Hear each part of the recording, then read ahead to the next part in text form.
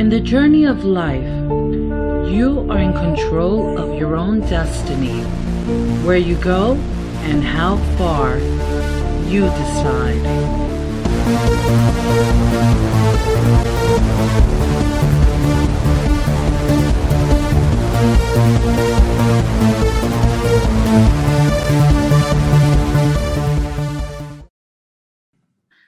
Good day, everyone. Welcome to You Decide, where you hear the facts and come to your own conclusions, like it used to be, like it ought to be. Today, we have the honor of having with us Senator Mastriano, representing Pennsylvania's 33rd District, a retired 30-year decorated combat veteran with a PhD in history and 4 master's degrees in strategy, strategic intelligence, military operations, and air power. He is also an esteemed published author with several books highlighting historical combat battles and the heroes who fought them. As a senator of the great Commonwealth of Pennsylvania, he has been at the forefront of many issues that affect Americans today. Welcome, Senator. Thanks for having me on. What a crazy time we live in, huh? Yes. Our governor is making lots of appearances, or his staff this week here, returning some of the same rights and powers that we always should have had. And I just never realized how fragile our liberties really were. But this past year has shown us that when too much power is entrusted at a state or federal level, we're at risk of losing our freedoms. And, you know, a lot of people are frustrated because of what happened, of course, in November, and a lack of transparency, lack of interest by the other side of the aisle to have, you know, a proper audit, you know, because, you know, people like you and me, and I'm sure most of your listeners out there, you know, whoever won fair and square, let the chips fall where they may, but let's make sure that everything was done properly. And there was so many, you know, my hearing at Gettysburg in November, it demonstrated there's a lot of questions that haven't been answered. And instead of doing the jobs, the legacy media, baseless claims. How do we know they're baseless claims when nobody investigated them? So we're in a rough situation, and the way ahead for all of us is to stay the course. We have to stay involved and engaged. So thank you for all that you're doing to keep people informed. Well, thank you for being here. So we're just going to start off for the novices who maybe haven't seen your podcast yet and need to. So I want to begin with something that's really, really strong to all our hearts, especially our listeners, and I know to yours, which is our Constitution and the Bill of Rights, which is obviously referenced as part of your legislative reasoning. No one can argue that civics is at the core of who you are, but what would be the one lesson you would like to teach everyone if you were teaching today Civics 101? That our freedoms have been hard fought for and secured over the centuries with a lot of sacrifice, and we no longer can take them for granted. And so, you know, when a governor comes out and, you know, we're told last year, over a year ago now, we're 400 days into flattening the curve, which is supposed to be 2 weeks long. So come on, you know, we flatten the curve and it's like, okay, the goalpost has moved. Now we have to do this and this and this and this and this. Now it's vaccine, and still wear masks even if you get the vaccine. The key thing is being free is a choice. We have to choose to walk as free people, and that might take, you know, the rebuke and consternation of that mask monitor, you know, at the door of the grocery store or what have you. But that's a small price to pay for our freedom. So choosing to walk freely without being obnoxious. You know, the left and those who stand opposed to our freedoms are very obnoxious and pushy. They bully people. And the irony is, a year ago, they were on an anti-bullying bandwagon, and how quickly those same people, you know, have flipped over and want to tell us how to live our lives. You know, I'm glad you bring that up, because it almost seems as we're constantly being divided. You know, whatever happened to just being Americans and respecting each other's, even though we may disagree, you know, but this attacking, it's almost like a war we've never fought before. So I'm glad you bring that up. It's so important because, you know, a lot of us have young kids or grandchildren, and we just want normalcy for them. It is a low. And, you know, I know the political battles in the 80s were pretty rough and personal at times. You know, but at night, you know, Ronald Reagan and the Speaker of the House, Tip O'Neill, you know, strong Democrat, big, tough Irish Democrat, they would literally go out and have beers at night and talk about, you know, what happened. So it really wasn't personal in the end. But these days, everything is so personal and so jaded and directed, you know, against people, you know, personal attacks, ad hominem attacks. And that really needs to end. And I don't know if, one side is going to be the side that's launching the attacks and then us, sitting there, I don't know how you can have a logical adult conversation with people who don't want to have an adult conversation. It's really a strange time. And it's a darn shame that this entire problem and situation we're in is being flipped on conservatives. And no, we're not the source of this. No, we certainly aren't. But you bring up also an important point, which is transparency. It seems to have been always at the forefront of your legislative process, especially because of all the podcasts that you do and your constant interaction with Pennsylvanians, particularly over this past year with small businesses and defending their rights. They've been struggling so much through this pandemic. What would be your biggest issue with working with Governor Wolf? And what would be the one thing you'd hope would change? My biggest concern this past year with working with the Wolf administration is they have too much power. They've overstepped their constitutional power. And it was given to them, sadly, by the General Assembly. General Assembly thought it was a good idea to give a governor, whoever that is, 90 days of emergency powers. Okay, that's a bit, 3 months is a long time, and that's ripe for abuse. But then to reauthorize the emergency powers, the governor can self-renew. He's never had to come to the House and Senate and say, okay, here's my justification on renewing for the next 90 days. And so he refused to work with us the past year. And as a result, we have rules by edict and by fiat, coming out with the latest proclamation, and I fallaciously would say on a lot of my, live feeds, they feel like I thought we got rid of the king in 1776 because we do have a governor that's been wielding more power than anybody since the American Revolution. And that is a fact. That's not hyperbole. And so when he came out last year, with over a year ago now, essential, non-essential businesses, when I was a janitor back in high school and college, that job was essential to me because I needed to pay for my car and, all the other bills that I had. So to have some very entitled, wealthy, white guy come out who's our governor and tell us these jobs are essential, these are non-essential. So, you guys with the non-essential, go get unemployment. And meanwhile, his unemployment office couldn't handle the onslaught of people needing, assistance because they did nothing to prepare for it. And so what we need to do is rein in the governor's power. And so we tried to override his emergency powers last year, with House Resolution 836, which I'd like to compare to John 836. If Jesus set you free, you're free indeed. I mean, I don't call that a coincidence. So the freedom verse. But the Democrats, it was vetoed and we could not override because the Democrats, most of them stood with their governor. You have to admire that in that Democrat Party. They do stick together, unlike us fractious of Republicans. But yeah, you bring up a very good point because we know that the big box stores are filled with people. Nobody's social distancing in there. And yet the mom and pop stores seem like they're in constant attack.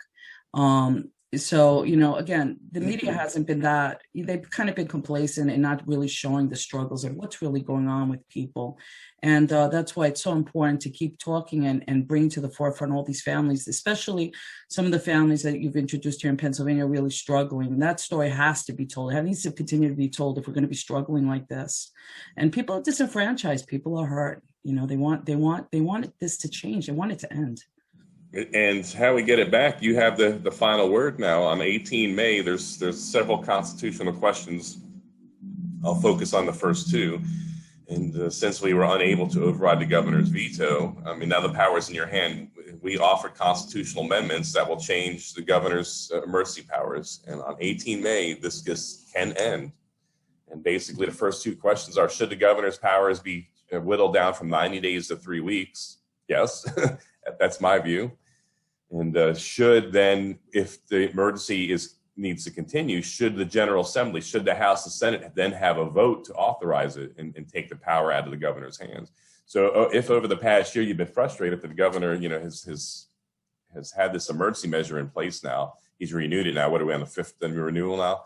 If you think it's a better idea to have the 253 members of the General Assembly who are closer to you in the House and Senate, who will feel a lot more pressure and outrage or support if we vote a certain way. If you think that power should be removed from the governor's hands, then we need you to come out and vote. Now, you'll have to decide if you want to be a yay or nay on that. I'm not necessarily advocating, but I do have my position on this here.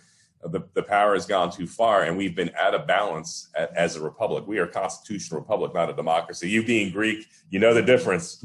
Absolutely. Democracy.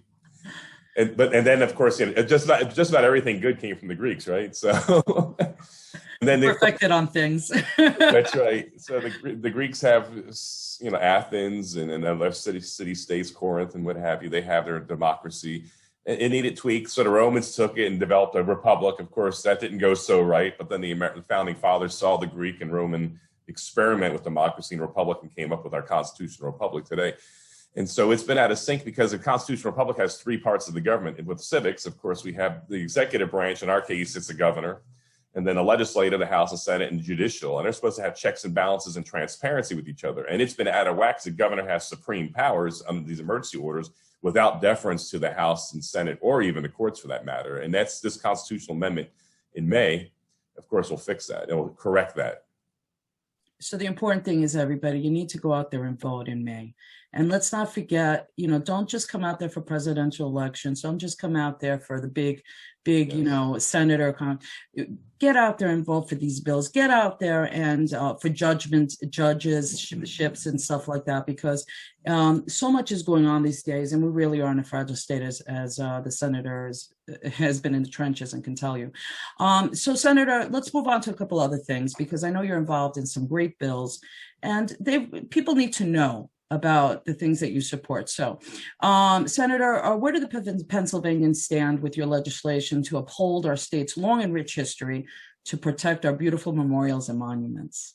Thank you. So I did introduce legislation last year and reintroduce it this year, of course, to protect our monuments. And, the outrage we saw around the nation, of mobs of people tearing down statues around the irony, tearing down and destroying statues of Abraham Lincoln, who set the slaves free and corrected a great immorality in our nation, tearing down the statue of Ulysses S. Grant in San Francisco, the guy who defeated the Confederacy that was upholding that institution of slavery. We could debate, the efficacy, what they really were fighting for in the South. But, in the end, it was a state right issue, and the state right issue was slavery. So exactly.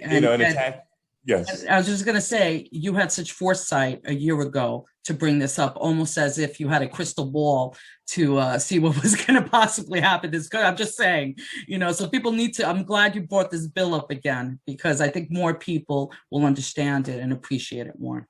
So the left, they're very crafty, and they like to misrepresent and paint things as something they're not meant to be. And so, of course, the left, this is meant to protect Confederate monuments. What utter, ridiculous, stupid nonsense. My point of reference is last Memorial Day, World War I monument in Philadelphia and in the Lawrenceville area of Pittsburgh. So two separate monuments in Democrat cities were attacked, defaced. And it was a World War I monument with the names of all the soldiers, the local boys who joined the Army in 1917 and 1919 and went off to war, whether sailors, Marines, or soldiers. And those monuments were attacked. And I don't know what's so racist about that. And each of these monuments also had a statue of a doughboy, a World War I Army soldier, in his classic British style helmet and his Enfield rifle or Springfield in some cases. So no, it's not about that. It's about protecting things that are important to the collective memory of the people. And for a mob who, goes out there and wants to tear down Christopher Columbus, so one of the Italian-American icons, to go out there without recourse and destroy public property without punishment, we're like, no. So this legislation has a process in place. So if a community wants to remove something, there's a process. It's not a mob going out there with torches and pitchforks. Additionally, if local municipalities or city councils don't enforce these laws, then they'll lose state funding. So there are ramifications if they stand aside or complicit in the attacks. So, throughout memory, monuments and memorials have been important. Joshua chapter 4, the children of Israel crossing over into Israel, and God tells Joshua before they do that, hey, I'm gonna stop the Jordan River, have each tribe grab a rock. I imagine probably a big rock out of the river and pile it on the other side. And so when you and your children come by, years later, you'll remember what the Lord your God did for you. And so these things, I live in my district includes Gettysburg, and there's thousands of markers and monuments out there. Those are memory. Those are placed by people who were there in most cases. Some are newer, but most of them were put by veterans. And it's their memory, it's their honor, it's their service, and it reminds us of the sacrifice that's gone into this country. Yeah, exactly. I mean, it's just incredible. And I'm so happy that, you're the right person to represent Gettysburg because it's beautiful there, the history. We're nothing without our history. We're blind without our history. Senator, what does the heartbeat bill mean to you, and where does it stand currently? So I've recently reintroduced the heartbeat bill as well, together with Senator Judy Ward. And on the House side, there's mirror legislation by Representative Stephanie Borowitz from the Lock Haven area. And so basically, it's an endeavor to use science to protect life. And our argument is very follow the science. We're lectured by the left all year. Follow the science, even though their edicts have not been scientific. But we're using real science to protect life. And the argument is, if somebody has a medical emergency, the first responders show up, they look for a pulse, they're looking for a heartbeat. If they hear a heartbeat, they hear life. Therefore, logically, scientifically, if you hear a heartbeat in the womb, guess what? That's a baby. It's not a clump of flesh. If you hear a heartbeat, you hear life. Now, I am from conception guy. I believe from conception, when that spark, literally there's a spark when the sperm hits the egg, there's like a little burst of light. It's scientific. You can look at it. Online on YouTube.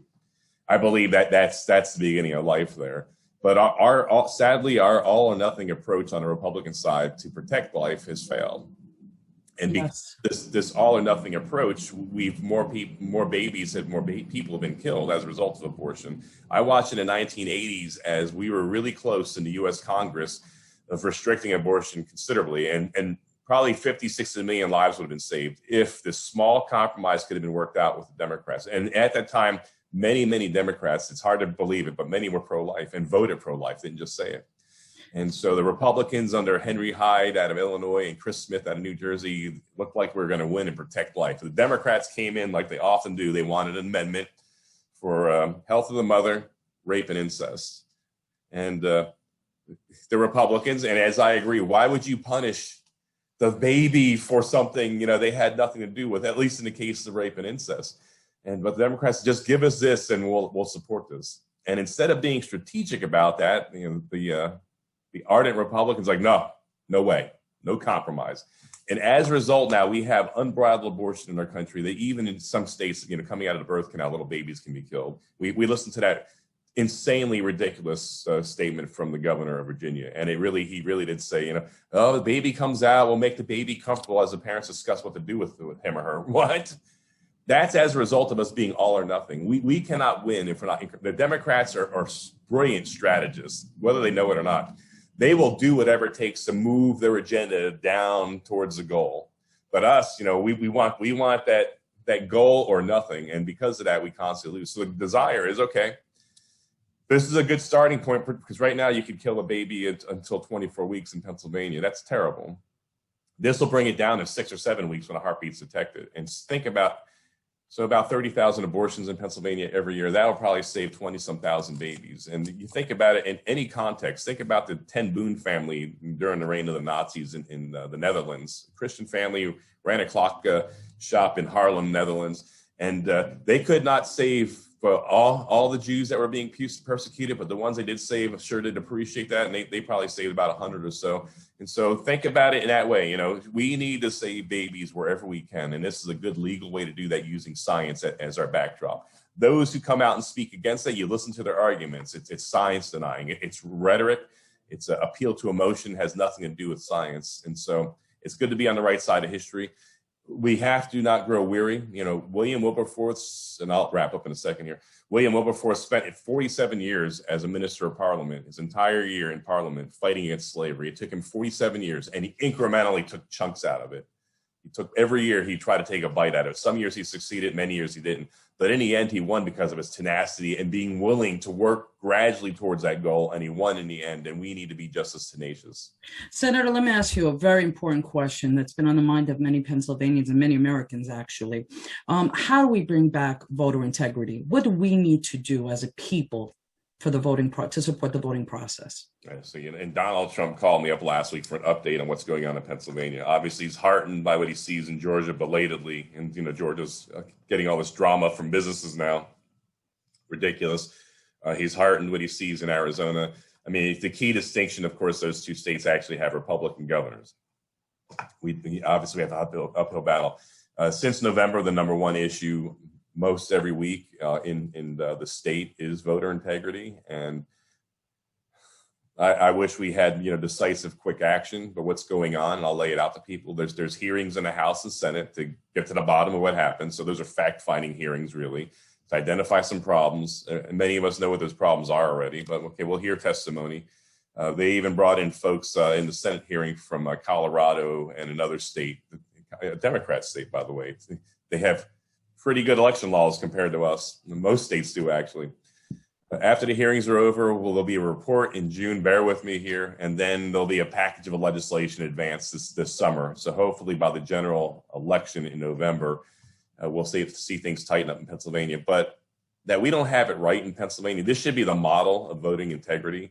That I've seen more secure elections in Afghanistan. This is not hyperbole, right? Where an ID is required in Afghanistan. It's been at a state of war off and on since 1979, destroyed by various regimes, the Soviets, the Taliban, then NATO, we come in and try to rebuild it. That they have better elections than we do is absolutely so insulting. And so there needs to be voter ID. The system has been abused, and the law was rewritten by the Pennsylvania Supreme Court in September. Of course, the Wolf administration also made alterations beyond their authority in October and November. November 2nd, 10:30 at night, the night before the election, making changes. That overstepped. And, one thing that could have helped us in this whole situation was it had the U.S. Supreme Court heard the Texas case. 18 December, I talked to the president about the Texas case, and a decision was impending on that, we thought. And I told him it was the best case. And I explained everything I just did, how the Pennsylvania Supreme Court rewrote election law. They acted as legislators, as lawmakers. That's our job in the House and Senate. And he said to me, yeah, I hear you, Doug. I agree. But they don't have enough courage to hear it. I'm like, they better. It's their job. And the next day he proved right. The 19th, the U.S. Supreme Court kicked it out. So it looks like we're going to have to go back to the drawing board. So now it's up to the House and Senate to come up with legislation. I'm co-prime sponsoring legislation with Senator Pat Stefano to get rid of no excuse mail-in voting, because that's completely been perverted and compromised our election. A co-sponsored legislation by Judy Ward to require an ID. That's not racist, because then I guess getting on an airplane is racist. ID card, picking up your baseball tickets is racist then, because you need an ID card. To get a library card, I guess, is racist because you need an ID card. To buy cough medicine is racist. I mean, come on, really? It's ridiculous. If I have to show an ID to get a library card, I better be able to show an ID to prove it's me voting. Well, Senator, I wanted to say thank you so much for spending time with us today. Folks, you heard it here, leaving you with this final thought. Ask yourselves this question. Are your representatives in your local districts representing you and your values? You decide and do something about it. Thank you so much. And please don't forget to go to freedompatriotsunited.com to become a Freedom Patriot and receive communications to help you stay informed of current political events and bills that may affect you in dramatic ways. Pre-registration has begun, and sales on all our Freedom Patriot gear is now available. Please go to freedompatriotsunited.com. Thank you.